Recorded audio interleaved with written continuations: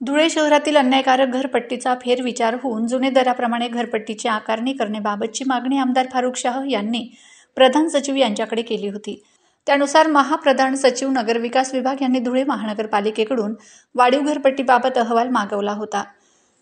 महाआयुक्त धुळे महानगरपालिका यांनी या संदर्भात अहवाल सादर केलेला आहे। मात्र सदर अहवालातून प्रत्यक्षात काहीच निष्पन्न होत नसल्याने आमदार शाह यांनी यासाठी विशेष बैठक आयोजित करण्याची मागणी केली। मागणीनुसार दिनांक 2 जानेवारी 2024 रोजी प्रधान सचिव नगरविकास विभाग नवी 2 यांच्या दालनात बैठक संपन्न झाली। बैठकीत पुनर्मूल्यांकनाच्या प्रक्रियेत मालमत्ता करात वाढ होणे अपेक्षित असून ज्या मालमत्तांमध्ये क्षेत्र वाढ नाही अशा जुन्या मालमत्तांच्या करात दुपटीपेक्षा अधिक वाढ होऊ नये असे निर्देश प्रधान सचिव यांनी दिले होते। मात्र तरीही धुळे महानगरपालिकेने शहरातील मालमत्ताधारकांना वाढीव घरपट्टीच्या नोटिसा देण्यात आलेल्या आहेत। महानगरपालिकेने शहरातील मालमत्ताधारकांना आकारलेली वाढीव घरपट्टी रद्द करावी म्हणून आमदार फारुख शाह यांनी पत्रांद्वारे वारंवार मागणी केली होती। मात्र प्रशासनाने घरपट्टी वाढ रद्द केलेली नाही।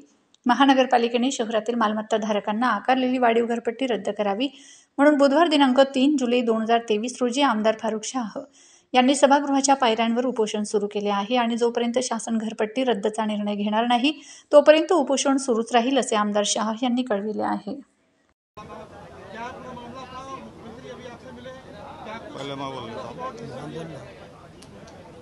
धुळे महानगरपालिकेच्या वतीने खूप मोठ्या प्रमाणावर घरपट्टी वाढवण्यात आलेली होती आणि त्यासाठी आम्ही वर्षभरापासून पाठपुरावा करीत होतो। त्या कमी करण्यासाठी अनेक वेळा आम्ही मुख्यमंत्री महोदयांना निवेदने दिली, त्याचप्रमाणे प्रधान सचिवांना भेटून त्यांना पण तक्रारी अर्ज दिला।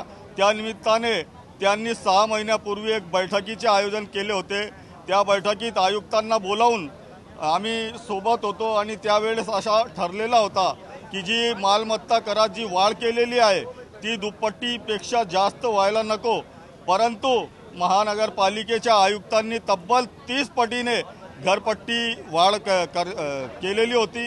त्यासाठी आज मी विधानभवनाच्या पायऱ्यावर बसलेलो होतो आणि आता मुख्यमंत्री महोदय जाताना त्यांनी माझ्याशी व्यवस्थितप्रमाणे आमची हितगुज झालेली आहे आणि मुख्यमंत्री महोदयांनी प्रधान सचिवांना फोन करून आणि त्यांना जे घरपट्टी वाढ करण्यात आलेली आहे त्याला स्थगिती देण्याचे आदेश मुख्यमंत्री महोदयांनी दिलेले आहे।